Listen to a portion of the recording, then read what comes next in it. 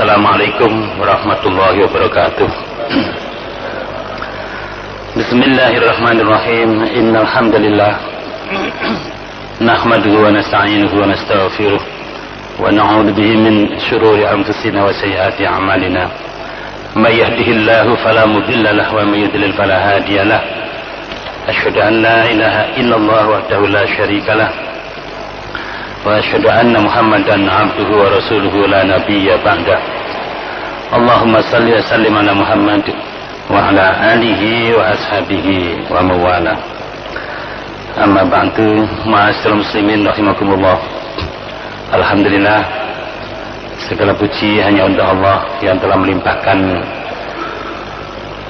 nikmat karunia-Nya kepada kita semua, sehingga saat ini kita berada di masjid ini untuk mengingat Allah, agar hati kita menjadi tenang, menjadi damai, dan menambah keimanan kita kepada Allah Subhanahu wa Ta'ala, sehingga kita mampu untuk beramal soleh dalam mengarungi hidup dan kehidupan ini.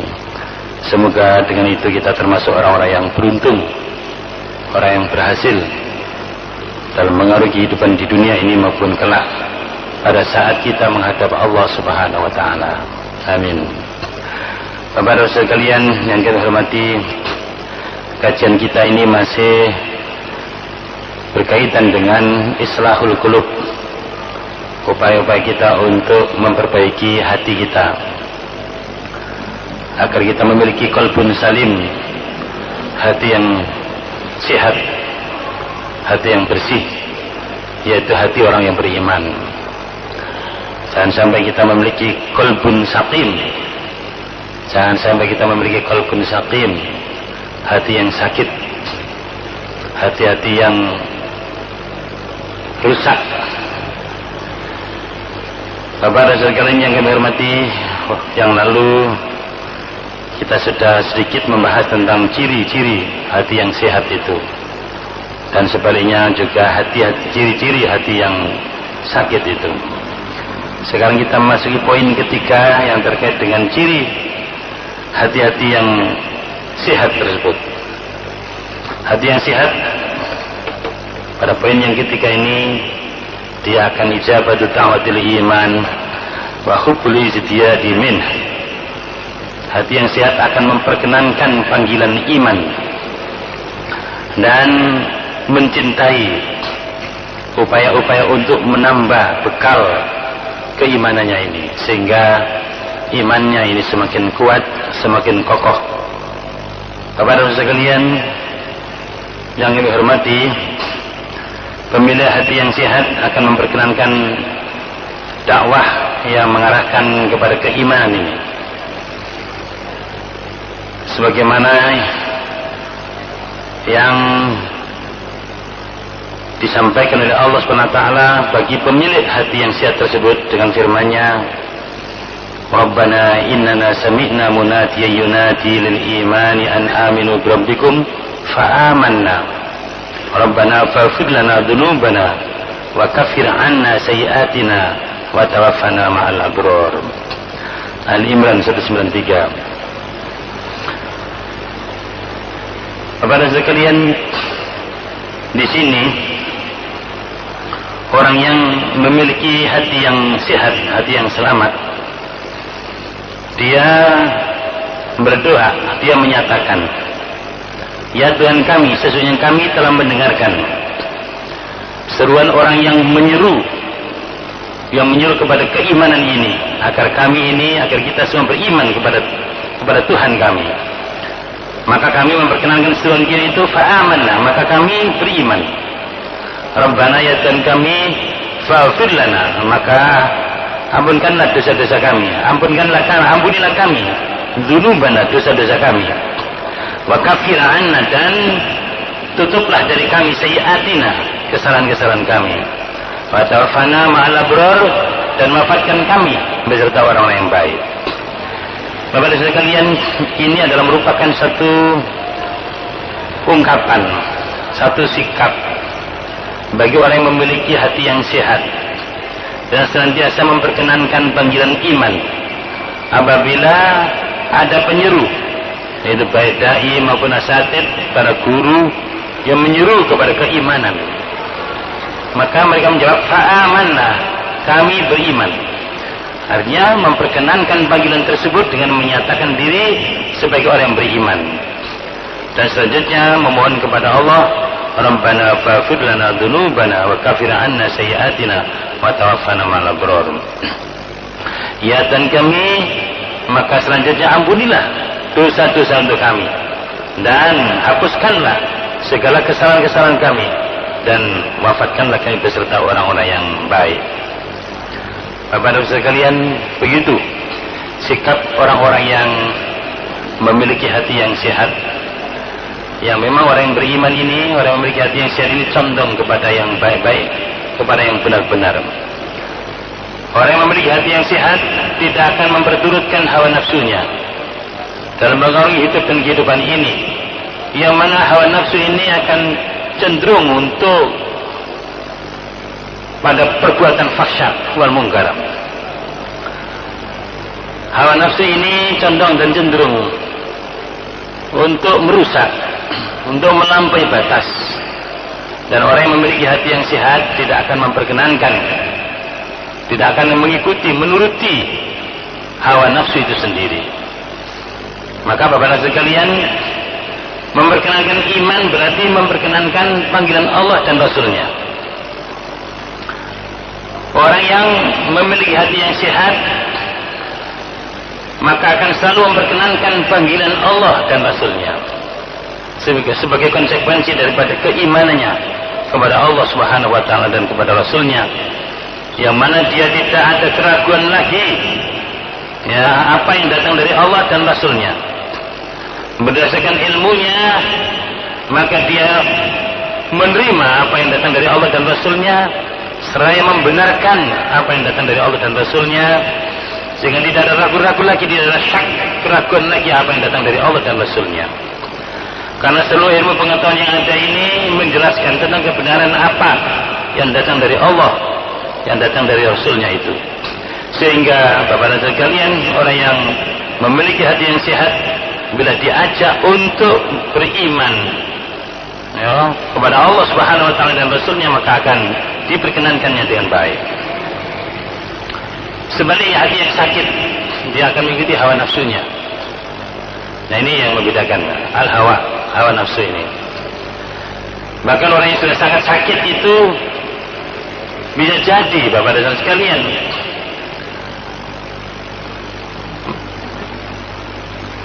sudah menyatakan atas nama Allah, tetapi sebenarnya untuk keperluan atau kepentingan hawa nafsunya.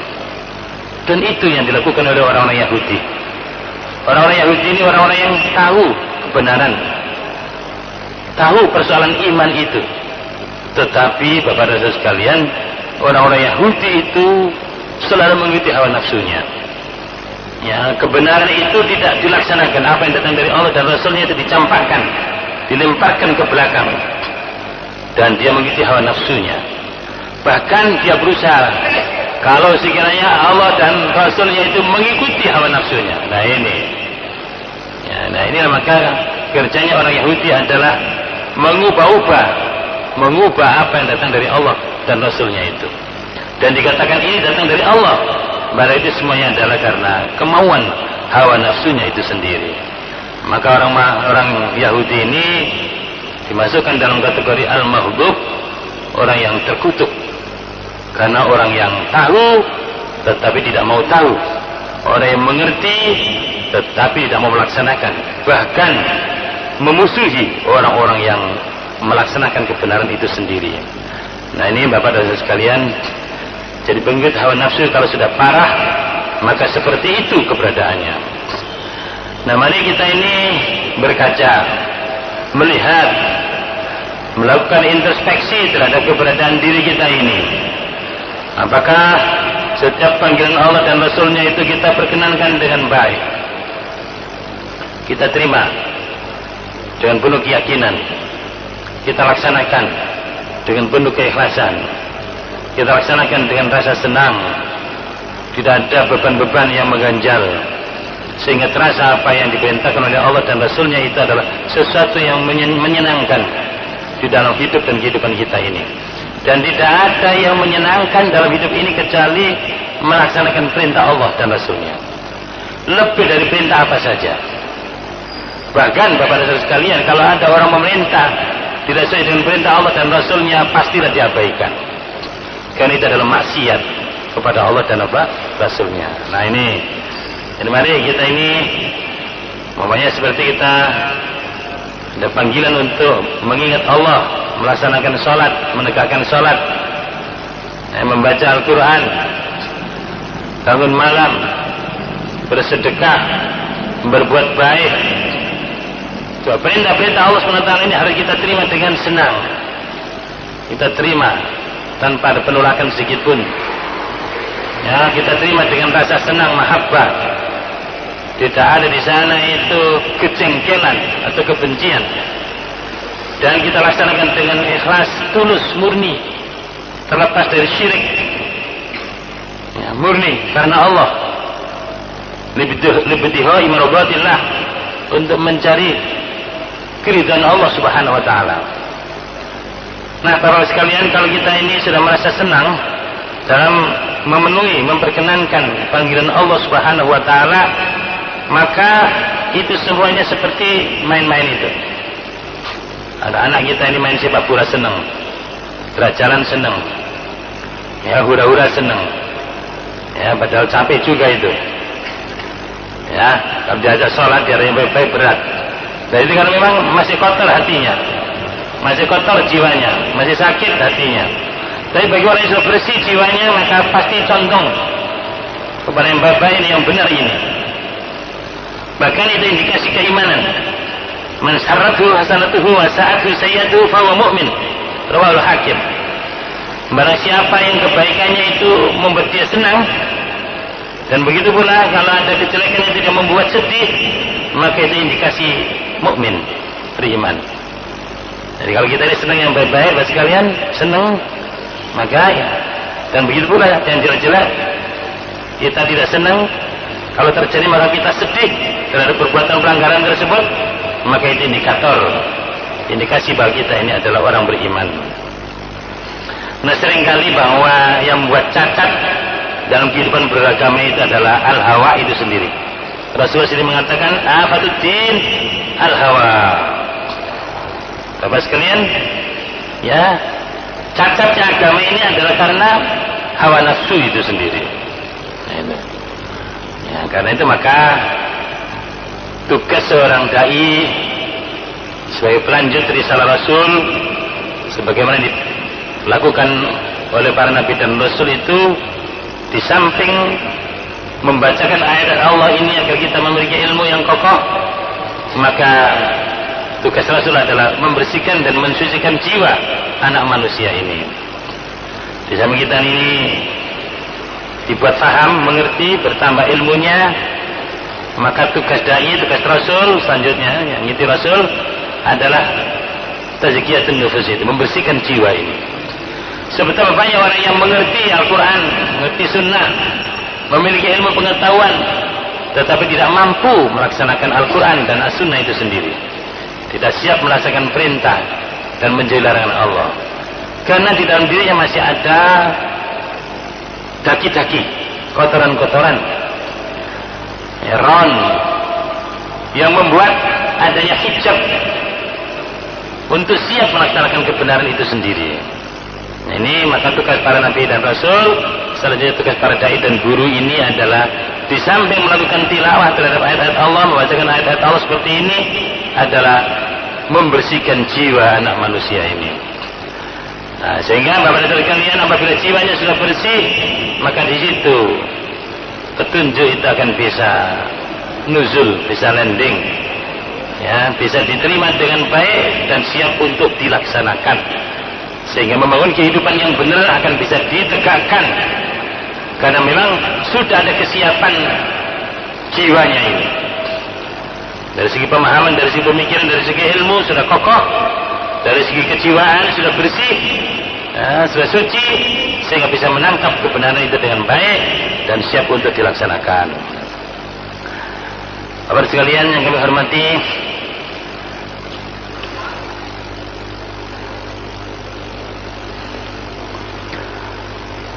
Orang-orang beriman ini senantiasa mencintai sebuah upaya-upaya untuk meningkatkan bekal keimanannya, sehingga kalau ada upaya-upaya untuk menambah sebuah perintah dalam rangka untuk memperkuat keimanannya, maka akan diterimanya dengan baik. Bahkan membuat gembira dirinya, sebagaimana difirmankan oleh Allah dalam surah At-Taubah ayat 124-125. Allah berfirman, wa idza ma unzilat suratun faminhum may yaqulu ayyukum zadatu hadhihi imana fa ammal ladzina amanu fayatatuhum imanan wa hum yastabshirun wa ammal ladzina fi qulubihim maradun fazadatuhum rijsan ila rijsihim wa matu wa hum kafirun. Dan apabila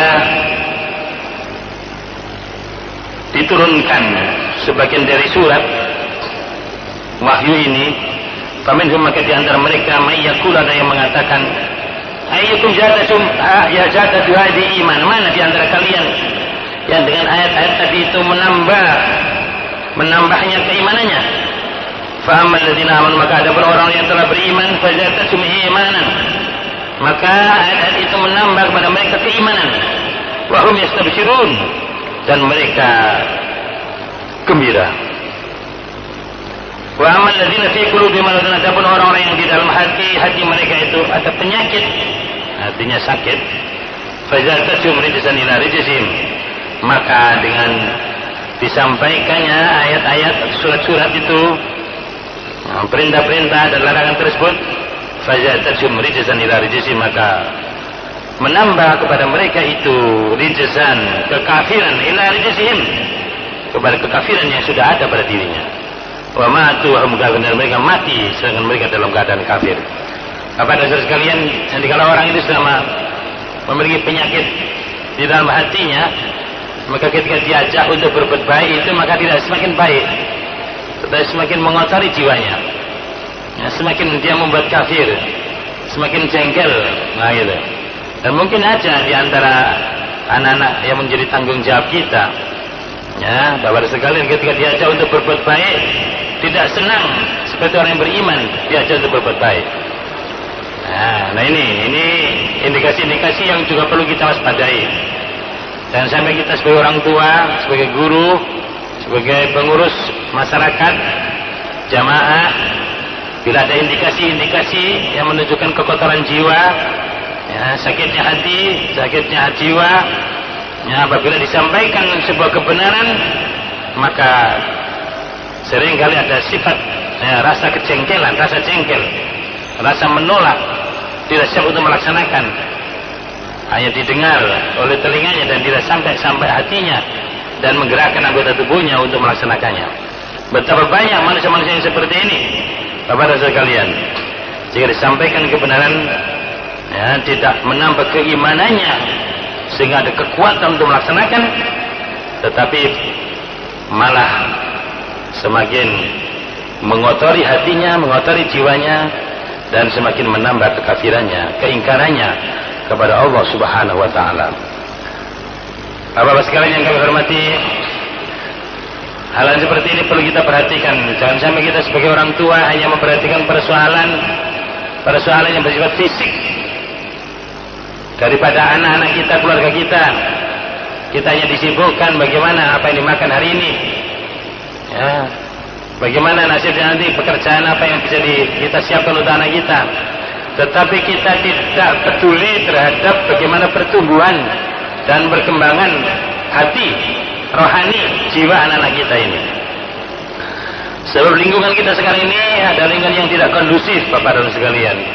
Arus global yang ada ini tidak menambah sehatnya jiwa, sehatnya rohani.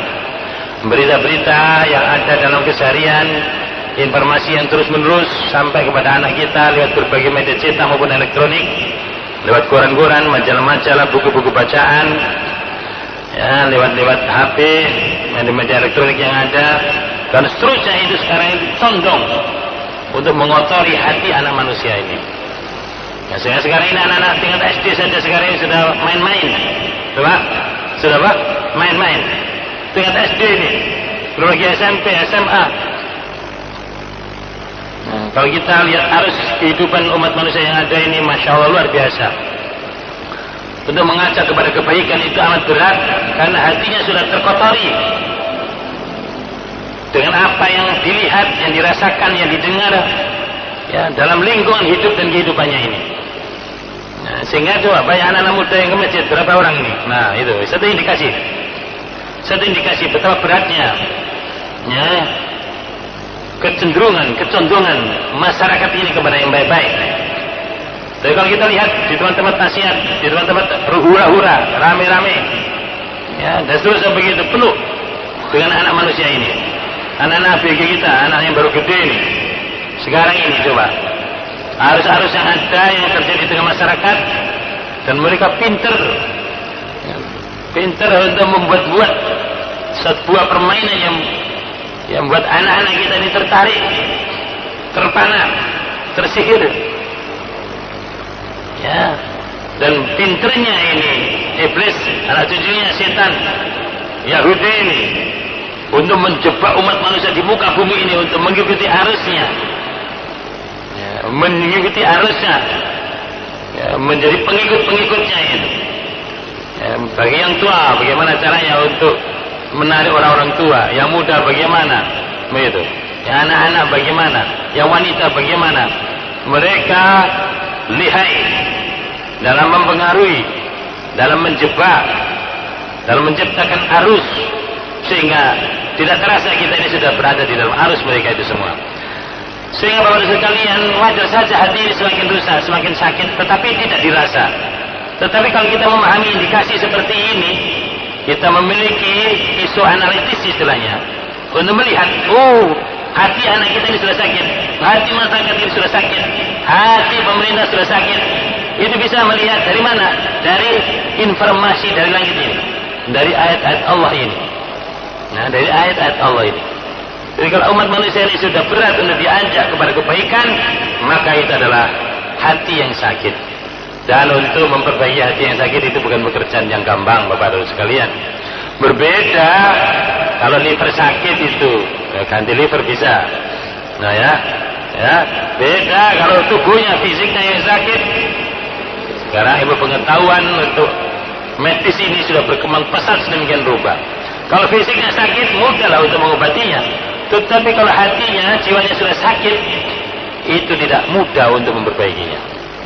Bapak dan sekalian, jadi ini harus menjadi kewaspadaan kita semua. Dan sampai orang tua ini dibuat sibuk hanya untuk memenuhi tuntutan kebutuhan apa?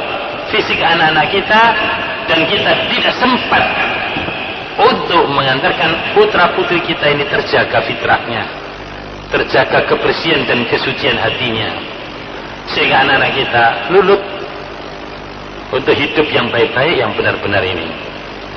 Nah, ini kewaspadaan. Nah, sekarang ini di dunia pendidikan ini dengan majunya media pembelajaran, ya, ala-ala ya, media ICT, ya, media informasi, Bapak dan Ibu sekalian, sekarang ini sudah luar biasa.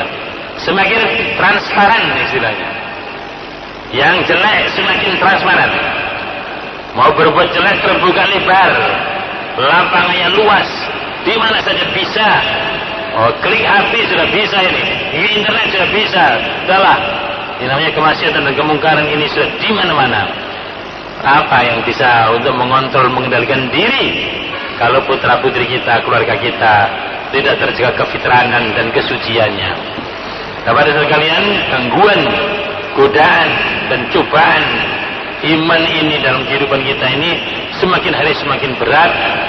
Jika kita tidak mampu membekali keimanan agama ini kepada putra-putri kita, maka pastilah dijamin larut mengikuti arus yang ada. Tetapi apabila kita berhasil mengantarkan putra-putri kita memiliki iman, maka dia akan mampu memilih, walaupun di dunia yang serba deras, arus kemaksiatan dan kemungkaran ini, tetapi apabila ada iman, dia akan bisa menjaga diri akan memiliki wiqayah, kemampuan untuk menjaga diri dari pelanggaran, dari berbuat maksiat dan mungkar. Artinya takwa itu akan bisa dipertahankan, akan bisa ditingkatkan. Bapak dan saudara yang kami hormati, orang-orang yang memiliki hati yang sakit, maka kita bisa melihat itu melanggar, merintangi ya tegaknya jalan Allah ini. Nah ini. Jadi wa amalul qulubil maridah fatarahum yasudduna an sabilillah. Maka kita bisa melihat mereka orang yang memiliki hati yang sakit ini, mereka akan menghalang-halangi jalan Allah.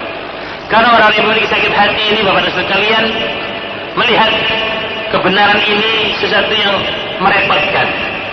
Ayo Pak, kalau ada anak-anak kita diajak sholat kok terasa abot, terasa berat, nah ini satu indikasi, ya, satu indikasi. Kalau perintah-perintah agama itu sesuatu yang memberatkan, merepotkan, wah sudah indikasi, sudah kotor ini, ada warning ini.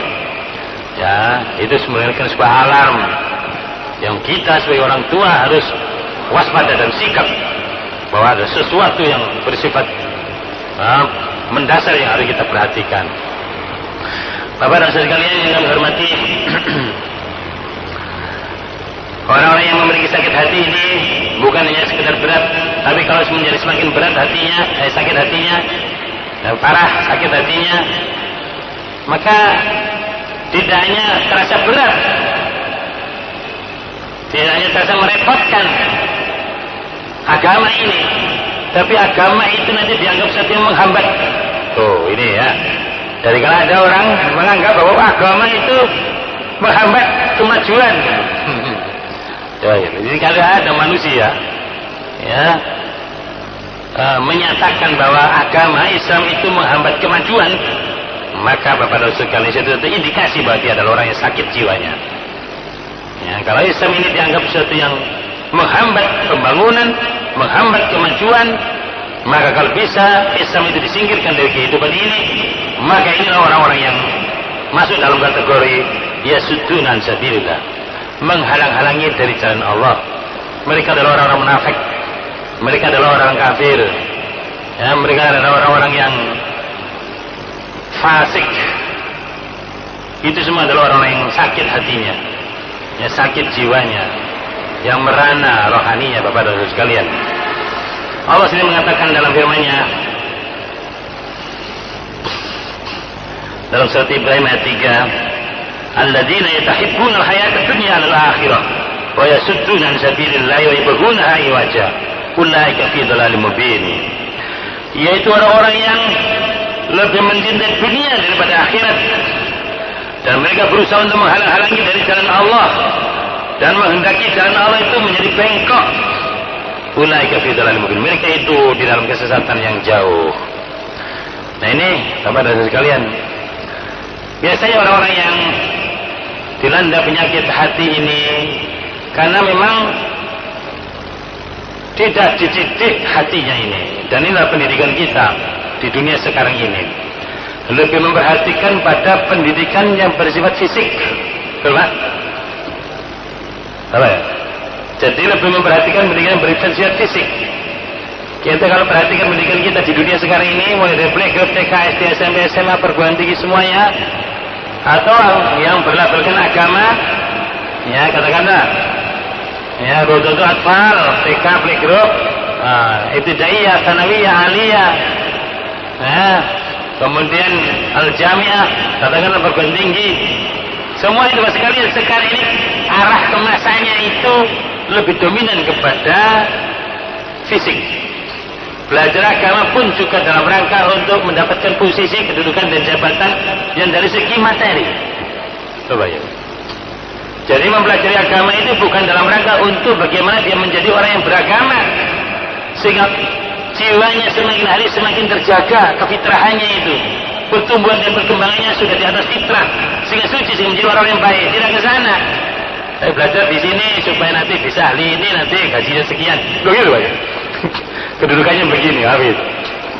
Nah ini jadi arus kehidupan global ini, hatta dunia pendidikan seperti itu, sehingga memang kita lihat bahwa pendidikan kita ini masih menterlantarkan masalah rohania kita ini. Kalau tak ada pendidikan agama di sekolah kita, itu hanya sekedar pengetahuan agama, tapi tidak mengantarkan anak-anak kita ini bagaimana menjadi orang yang beragama, dalam arti bagaimana bisa membersihkan jiwanya ini sehingga sambung dengan Allah, ya, sehingga mencintai Allah, mencintai Rasulnya, mencintai agamanya, sehingga senang di dalam melaksanakan perintah Allah, perintah Rasulnya, menegakkan agamanya. Tidak seperti itu arah daripada pendidikan kita ini. Nah, ini Bapak sekalian berbahagia. Karena itu maka kita perlu waspadai. Oh, kenyataan kita selama ini seperti itu. Sehingga betapa banyak Bapak sekalian, semakin tinggi pendidikannya, tidak semakin membawa manusia ini untuk semakin takut kepada Allah, ya, semakin cinta kepada Allah, semakin menyadarkan hidupnya kepada Allah, semakin mendekatkan dirinya kepada Allah. Tidak seperti itu. Tapi semakin pintar kadang-kadang semakin melecehkan agama. Bahkan Allah dikoreksi loh. Ya ini zaman sekarang. Allah dikoreksi, Rasulnya dikoreksi, agama dikoreksi. Bahkan menjadi satu yang membebani hidup dan kehidupannya. Bukan sesuatu yang merupakan rahmat. Karena bisa menjadi orang yang beragama, bisa menemukan rahmat, menemukan karunia yang sangat besar yang tidak ternilai harganya. Tidak seperti itu. Nah ini kepada sekalian, model pendidikan kita sekarang ini seperti itu. Karena itu mestinya para guru, para satid, para kiai, para ulama, kita sebagai orang tua, mestinya ini harus kita waspadai. Bahwa pendidikan agama, pelajaran agama arahnya adalah mendidik, mengantarkan putra putri kita ini untuk menjadi orang yang beragama, yang ditunjukkan dengan semakin bersihnya jiwanya, semakin suci jiwanya, sehingga semakin mengantarkan anak-anak kita menjadi anak-anak yang soleh, anak-anak yang siap untuk wa'amilus salihat, beramal amalan-amalan yang baik. Amalan-amalan yang baik. Bapak dan sekalian, nah karena pendidikan itu arahnya ke sana, tidak ada sistem evaluasi terhadap pendidikan rohani ini. Wanya tingkat TK, SD, SMP, SMA dan perguruan tinggi, bagaimana rohaninya? Nggak ada. Yang ada itu sistem evaluasi itu mengarah kepada kecerdasan otak yang terbatas hanya pada hanya bersifat atau berdimensi materi. Tetapi pendidikan ini tidak. Bagaimana? Dari TK, SD, SMP, semakin baik ibadahnya, semakin baik pelaksanaan syariatnya. Ke SMA juga seperti itu, perguruan tinggi. Nah, mestinya semakin tinggi pendidikannya, maka semakin mengantarkan kita ini, ya, menjadi manusia-manusia yang lebih taat kepada Allah dan Rasulnya, lebih sungguh-sungguh di dalam beragama ini. Nah, itu menjadi enak manusia-manusia yang enak dipandang mata, menjadi penyejuk hati, ya, sehingga oh itulah manusia-manusia yang terdidik itu. Bapak-bapak sekalian yang kami hormati, manusia-manusia yang lebih mencintai dunia daripada akhiratnya, itu satu indikasi kegagalan pendidikan. Jadi kalau manusia itu orientasi dunia yang lebih kental, kemudian mengorbankan akhiratnya, sehingga dia tidak takut dalam melakukan pelanggaran, ya, katakan KKN, korupsi, kolusi, nepotisme, atau mungkin menyogok, ya, riswah, nah, dan seterusnya begitu. Itu kok semakin menjadi ini karena mereka lebih mencintai kehidupan dunia daripada kehidupan akhirat. Tidak sadar bahwa kita akan kembali kepada Allah, kita akan menemui akhirat sebagai kehidupan yang kekal, yang merupakan akibat implikasi dari kehidupan kita di dunia ini. Bahwa seluruh perbuatan kita ini punya implikasi pada baik dan tidaknya kita hidup di akhirat nanti. Nah, orang yang mengabaikan akhirat, mementingkan dunianya, maka seringkali mereka itu menghalang-halangi kebenaran, menghalangi jalan dari jalan Allah ini, bahkan supaya bengkok jalan yang lurus itu menjadi bengkok. Karena dengan itu dia bisa berbuat pelanggaran, bisa korupsi, kolusi, bisa nepotis, bisa macam-macam. Nah ini ya sekalian, maka orang yang seperti itu adalah ulaika fi dhalalim ba'id. Mereka itu berada di dalam kesesatan yang jauh. Bapak dan sekalian, kita lihat orang-orang yang memiliki hati yang sehat, selalu berpikir tentang dirinya, tentang penciptaan langit dan bumi ini, tentang petunjuk yang datang kepada mereka dari Tuhannya, yang membuat mereka itu sadar akan adanya hikmah yang besar dalam kehidupannya. Dan petunjuk dari Allah SWT itu membuat kesadaran mereka akan adanya kematian dan seterusnya, sehingga mengantarkan mereka itu mampu mengontrol kehidupannya baik masa yang lalu, sekarang maupun yang akan datang. Mereka sadar akan adanya surga yang disediakan oleh Allah pada hamba-hambanya yang beriman, yang menjaga keimanannya dan meningkatkan keimanannya. Dan disadar bahwa nanti juga ada azab siksa yang nanti yang menunggu mereka yang memiliki sakit hati, sakit jiwa tadi itu. Jadi itu mereka orang yang fasik, orang munafik, orang yang kafir itu. Dan mereka juga orang-orang yang memiliki iman yang memikirkan tentang mukjizat Muhammad Rasulullah SAW dan dalil-dalil tentang kebenaran yang dibawa oleh beliau, dan bagaimana cara untuk melaksanakan, mempraktekkan apa yang diperintahkan oleh Allah dan Rasulnya itu agar mampu merealisasikan kebahagiaan dunia dan akhirat, dan agar mereka mampu menjaga diri mereka dari siksa api neraka. Jadi Bapak dan orang yang beriman ini, Bapak dan sekalian, memiliki pandangan hidup yang utuh, bahwa hidup itu tidak hanya di dunia ini, bahkan dia bisa menempatkan dunia ini dalam rangka kepentingan akhirat. Itu orang yang cerdas, ya, orang yang cerdas. Tapi kalau orang yang gak cerdas malah mengorbankan akhirat untuk kepentingan apa? Dunianya. Dan orang yang cerdas adalah orang yang bagaimana bersungguh-sungguh di dalam menguasai kehidupan di dunia ini untuk kepentingan sukses di akhiratnya. Kesadaran-kesadaran yang bersifat global seperti ini ada pada orang-orang yang memiliki hati yang sehat ini. Bapak dan sekalian, bahkan kesadaran yang seperti itu mampu mengontrol, mengendalikan dirinya ini untuk tidak menyimpang karena kewaspadaannya, karena takutnya kepada siksa api neraka. Kemampuannya untuk menjaga diri dari penyimpangan sehingga terjaga dari siksa api neraka membuat dia puas dalam kehidupannya ini, nah, dalam kehidupan di dunia ini, nah, apalagi nanti di akhirat. Sebagaimana firman Allah Ali Imran ayat 191, Allah mengatakan alladzina yadhkuruna Allah qiyaman wa qu'udan wa 'ala junubihim wa yatafakkaruna fi khalqis samawati wal ard rabbana ma khalaqta hadza batila subhanaka faqina adzabannar. Para sekalian dikatakan ulul albab, orang yang cerdas, yang cendekia itu, yang mampu menggunakan akalnya itu adalah orang yang senantiasa mengingat Allah kapan saja, dalam posisi berdiri, dalam posisi duduk, dalam posisi berbaring, serta senantiasa hidup pikirannya itu memikirkan tentang ciptaan langit, penciptaan langit dan bumi ini. Selain berdoa, Rabbana ma khalaqta hadza batila, ya Tuhan kami, Engkau tidak menciptakan ini semuanya sia-sia. Subhanaka, maha suci Engkau, faqina adzabannar, maka jauhkanlah kami dari siksa api neraka. Begitu Bapak dan Saudara sekalian, dimensi fikir dan zikirnya terus berjalan, bisa menangkap, memahami ayat-ayat Allah, ayat-ayat kauniyah yang ada di alam semesta ini, maupun ayat kauliyah firman Allah yang turun pada para nabi dan rasulnya. Sehingga dengan begitu Bapak dan sekalian, ya, dia bisa memahami kehidupan ini dengan benar. Bahkan kalau dia menyimpang dari ilmu itu sendiri, kalau menyimpang dari Allah dan Rasulnya, berarti dia berbuat bodoh dalam hidup ini.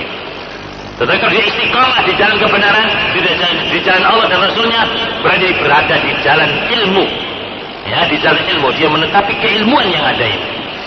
Nah, dan dia akan berada pada Rabbana ma khalaqta hadza batila subhanaka faqina adzabannar. Dia akan hidup dalam kehidupan yang penuh makna, penuh arti, tidak sia-sia dan terlepas dari penyimpangan dari siksa api neraka.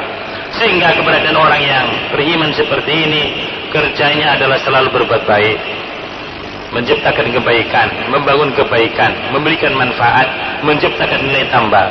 Dan inilah yang namanya bapak pembangunan itu. Jadi Bapak sekalian, baru dikatakan bapak pembangunan apabila kita istiqomah di jalan yang benar ini, karena kita mampu memfungsikan pikiran kita maupun hati kita. Kita bisa memfungsikan dimensi pikir kita maupun zikir kita kita bisa menghidupkan ayat-ayat yang ada di alam semesta ini, ayat-ayat kauniyah yang ada ini, maupun ayat-ayat kauliyah firman Allah yang nuzul pada para nabi dan rasulnya. Sehingga orang seperti ini yang terjaga, Bapak-Bapak sekalian. Orang ini yang terjaga. Tetapi orang kafir, mereka mengabaikan ya pendengaran-pendengaran mereka, penglihatan mereka, akal mereka. Mereka diberi pendengaran, penglihatan dan hati nurani, tetapi tidak difungsikan. Memiliki pendengaran tidak digunakan untuk mendengarkan ayat-ayat Allah. Memiliki penglihatan tidak digunakan untuk melihat ayat-ayat Allah. Memiliki hati tidak digunakan untuk memahami ayat-ayat Allah. Mereka itu kayak ternak, bahkan lebih sesat, lebih bingung daripada binatang ternak. Ya, orang-orang kafir ini mengabaikan potensi yang ada dalam dirinya, yang berupa akal tadi itu, pendengaran itu. Ya, dari apa yang diciptakan oleh Allah, yang berupa pemikirannya, sehingga mereka tidak sadar-sadar juga, kecuali nanti pada hari di mana mereka baru menyesal. Yauma yandamuna yaumul qiyamah fala ya'tarifuna illa yauma yandamun yaumul qiyamah. Mereka tidak menyesal kecuali pada hari penyesalan, yaitu hari kiamat. Ya, di dunia ini mereka bergelimang dosa dan noda, maksiat, mungkar, keji dan lain sebagainya, dan juga tidak kapok-kapok, nggak kapok-kapok, ada penyesalan. Sebagian jadi seperti orang minum air laut, ya ada asin itu. Semakin diminum semakin apa? Dahaga. Nah, ini teman-teman kemaksiatan, diskotik, tempat-tempat yang macam-macam itu Bapak sekalian. Dan semakin hari semakin menjadi-jadi, maka mereka tidak menyesali, bahkan semakin senang, semakin bangga. Nanti, ya, yauma yandamun, pada hari penyesalan, itu hari kiamat baru tahu. Sebagaimana yang difirmankan oleh Allah, wa qalu law kunna nasma'u aw naqilu ma kunna fi ashabis sa'ir fa'tarafu bi dzambihim fasuqal li ashabis sa'ir. Wa qalu, dan mereka mengatakan, law kunna nasma'u, kalau sekiranya kami dulu mendengar, aw naqilu, atau menggunakan akal saya, ma kunna fi ashabis sa'ir, tidaklah kami ini berada di neraka sa'ir. Loh Bapak sekalian, jadi kalau sudah di akhirat, di kiamat, di neraka, baru menyesal, baru getun katanya orang Jawa, ya, getun. Fa'tarafu bidam bima kamaru, sadar akan dosa-dosanya. Fasukon, maka jauh dari rahmat Allah lihat habis sa'ir, bagi penghuni neraka sa'ir tersebut. Dan tidak ada artinya lagi kalau sudah di neraka baru apa? Menyesal, ya. Kalau sudah di akhir baru menyesal, pintu tobat sudah ditutup, ya, neraka sudah dibuka baru menyesal. Semoga kita yang hadir ini dikuatkan oleh Allah iman kita, dibersihkan, disucikan hati kita, sehingga kita adalah orang-orang yang memiliki qalbun salim, dan kita nanti menghadap Allah dengan qalbun salim, dengan hati yang selamat, hati yang bersih dan hati yang suci. Dan orang yang memiliki hati yang bersih dan suci ini adalah hati orang yang beriman, dan inilah yang akan dimasukkan oleh Allah ke dalam surganya. Semoga kita semua ini menjadi ahlul jannah, ya Bapak, kita ini adalah penghuni surga nanti di akhirat. Demikian kita sudahi dengan doa kafaratul majelis. Subhanakallahumma rabbana bihamdika asyhadu an la ilaha illa anta astaghfiruka wa atubu ilaik. Wa sallallahu ala Muhammadin wa alihi washabihi ajmain. Walhamdulillahirabbil alamin. Assalamualaikum warahmatullahi wabarakatuh.